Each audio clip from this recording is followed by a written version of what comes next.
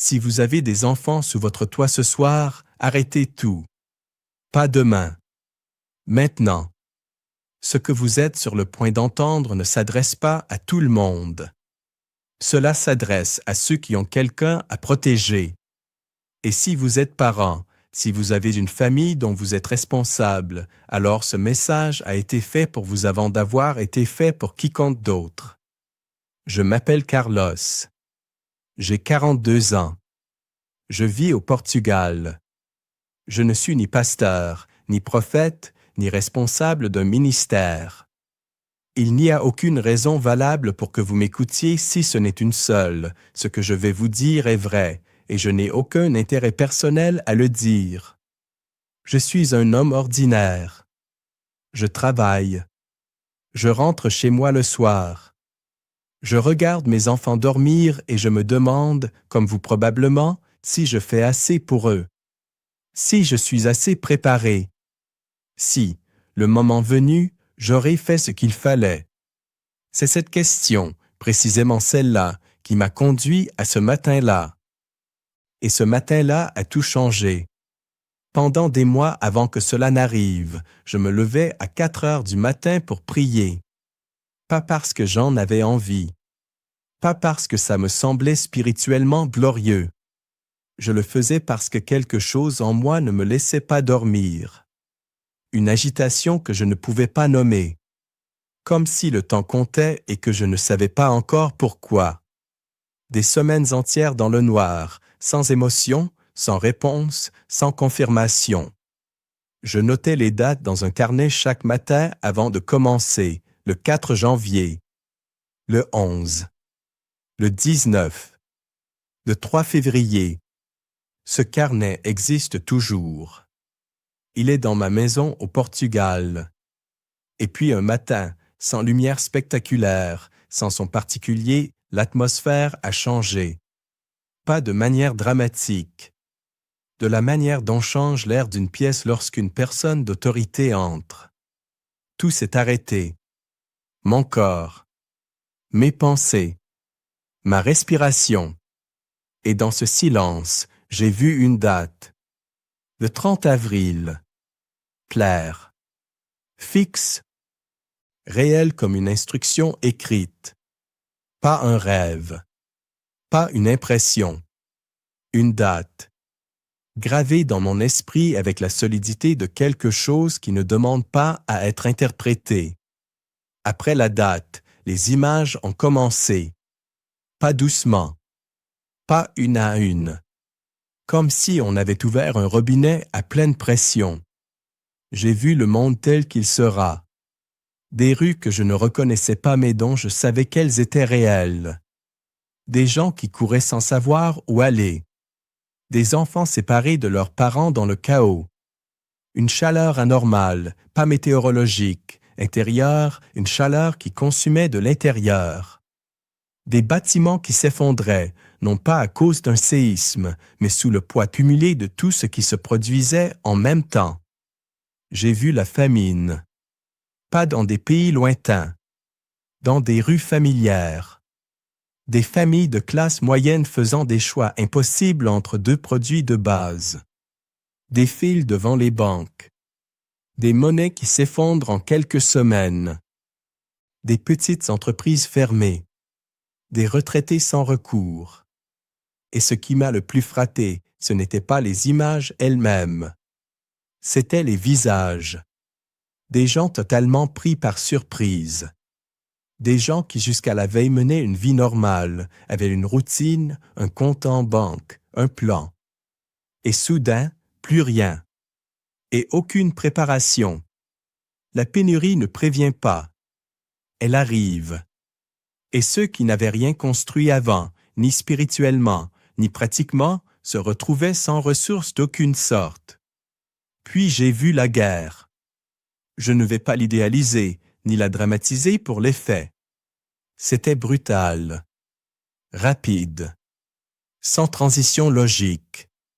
Des villes détruites en quelques minutes.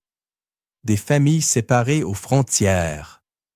Des petits pays absorbés dans des conflits qui n'étaient pas les leurs. Ce qui m'a choqué, c'est l'absence de négociation dans ce que j'ai vu. Plus de diplomatie. Action. Réaction. Surenchère. Et sur les visages des dirigeants, non pas seulement de la population, j'ai vu la peur. Des gens censés avoir les réponses. Complètement dépassés. Puis le ciel a changé. Une obscurité différente. Plus dense. Pas naturelle. Comme si la lumière avait été délibérément retirée du monde. Un brouillard d'une couleur que je ne saurais pas nommer. Et dans cette obscurité, les gens devenaient plus perdus, plus agressifs, plus désorientés. Plus aucun repère. Plus aucune boussole intérieure. Et c'est là que j'ai compris quelque chose d'essentiel. Ceux qui n'avaient pas de lumière intérieure étaient complètement aveugles. Ceux qui avaient fait du monde leur référence étaient perdus avec lui. Seuls ceux qui portaient l'esprit en eux pouvaient encore voir quelque chose dans ces ténèbres. Et c'est là que la vision a changé d'échelle. Comme si une caméra se rapprochait, cessant de filmer le monde pour entrer dans les maisons. J'ai vu des foyers que je ne connaissais pas mais qui me semblaient familiers, parce qu'ils ressemblaient aux nôtres. J'ai vu un couple assis à table, le ventre presque vide, qui priait avant de manger avec une paix que les circonstances ne justifiaient pas. J'ai vu une mère lire la Bible à ses enfants dans une pièce simple pendant que les sirènes résonnaient dehors. J'ai vu un père à genoux sur le sol de sa chambre à 5 heures du matin, les larmes aux yeux, intercédant pour les siens. Ces maisons avaient quelque chose. Pas la richesse, pas la structure, une présence. Et puis j'en ai vu d'autres. De belles maisons, bien meublées, des voitures au garage, apparence de réussite, et à l'intérieur vide de Dieu. Des couples qui dormaient dans la même chambre et vivaient dans des mondes séparés. Des adolescents connectés au monde entier par leur téléphone, déconnectés de leurs parents. Des télévisions allumées pour remplir le silence que personne ne voulait affronter. Pas de prière. Pas de parole ouverte. Pas de lieu de rencontre avec Dieu. Et lorsque la pression extérieure s'est faite sentir, il n'y avait rien à l'intérieur pour tenir. J'ai vu des maisons qui semblaient identiques de l'extérieur, même rue, même quartier, même apparence, dont l'une a tenu et l'autre s'est effondrée. La différence ne venait pas de ce que les voisins pouvaient voir. Elle venait de ce qui se passait à l'intérieur chaque matin, avant l'aube. C'est au plus profond de la vision que la voix s'est fait entendre. Pas un cri, pas un tonnerre. Ferme, direct, calme de cette façon dont le calme peut être plus pesant que la violence. Elle a dit « Seuls ceux qui m'obéiront seront protégés jusqu'au 30 avril et au-delà. » Ce qui protège une maison au temps du jugement, ce n'est pas ce qui se trouve à l'extérieur. C'est ce qui a été construit à l'intérieur bien avant que le jugement n'arrive. Je veux sa présence, pas une performance. Je veux que ta maison soit un lieu où je me sens chez moi, pas un endroit où tu viens me voir quand tu as besoin de quelque chose. Ces mots, je ne peux pas les oublier. Non parce qu'ils m'ont effrayé, parce qu'ils m'ont dit la vérité sur tout ce que je n'avais pas encore bâti. Il y a une partie de la vision que j'ai hésité à partager. Non parce que j'en doute, parce que je sais qu'elle va blesser. Mais garder le silence serait exactement ce que Dieu ne m'a pas demandé de faire. J'ai vu les églises, de grandes églises, éclairage professionnel, son de qualité, foules impressionnantes, et à l'intérieur, un vide effrayant.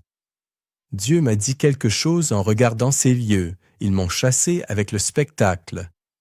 Pas intentionnellement, progressivement. Pendant des années, ils avaient préféré ce qui plaît aux yeux plutôt qu'à son cœur. Remplacer la présence par le programme. Les larmes du repentir par les applaudissements du public. Et sans s'en rendre compte, ils avaient vidé tout ce qui comptait. Mais j'ai aussi vu une autre sorte d'église. Petite, sans scène. Parfois un salon, un sous-sol, des chaises en plastique dans un jardin. Et dans ces lieux-là, une présence si intense qu'il était impossible de l'ignorer. Des gens qui pleuraient sincèrement, se repentaient sincèrement, cherchaient véritablement. Des couples qui priaient main dans la main. Des jeunes à même le sol. Et Dieu m'a dit, quand les institutions s'effondreront, la famille fidèle sera mon temple. Quand les grandes maisons seront vides, le foyer sincère sera mon lieu de rencontre. Dieu ne m'a pas montré tout cela pour me paralyser. Un avertissement sans instruction est cruel, et Dieu n'est pas cruel. Voici ce que j'ai reçu. Clairement. Pratiquement. Premièrement, le repentir véritable. Pas la culpabilité qui s'estompe après l'office. Mais l'honnêteté radicale devant Dieu. Ce qui est ouvert doit être fermé, ce qui est caché doit être confessé, ce qui est normalisé doit être rompu. Tant que ces choses existent, sa présence ne peut pas pénétrer, non par mauvaise volonté, mais parce qu'il est saint. Deuxièmement, la parole comme nourriture. Pas la Bible sur l'étagère comme trophée. La parole consommée quotidiennement, comme on mange. Ceux qui avaient pris cette habitude avant la crise avaient des réserves. Ceux qui ne l'avaient pas, démunis, sans direction, sans résistance. Troisièmement, l'onction de la maison. L'huile n'a aucun pouvoir en soi. Ce n'est ni un talisman ni un rituel. C'est une déclaration. Cette maison appartient à Dieu. Rien qui ne vient pas de lui n'y entre. Fait avec foi authentique, pas de religiosité vide, cela a un poids spirituel réel. Quatrièmement, un lieu de prière fixe. Un coin. Une chaise. Un espace clairement réservé à la rencontre avec Dieu. Dans chaque maison protégée que j'ai vue dans la vision, cet espace existait. Là où vous cherchez Dieu chaque jour, il vient demeurer. Et là où il demeure, il y a protection. La date butoir pour bâtir cela, le 30 avril. Pas comme une date de fin du monde. Comme la date limite pour choisir son camp et le construire solidement. Je m'appelle Carlos. J'ai 42 ans. Je vis au Portugal. Je ne suis personne. Mais j'ai vu ce que j'ai vu. Et me taire serait de la désobéissance. Je n'ai pas choisi le 30 avril pour créer du suspense. Je n'ai pas inventé les images que j'ai vues pour capter votre attention. Je n'ai rien à vendre, rien à construire, aucune chaîne à développer. J'ai parlé parce que je me suis souvenu des visages dans la vision, des gens pris totalement par surprise, qui n'avaient pas eu d'avertissement, ou qui en avaient eu un et avaient attendu. Maintenant vous en avez un. Ce que vous faites avec ce message ne dépend plus de moi. Mais si quelque chose en vous, en ce moment même, résonne, si vous ressentez une pression intérieure en écoutant ces mots, ne la rationalisez pas. Ne l'éteignez pas. C'est une confirmation.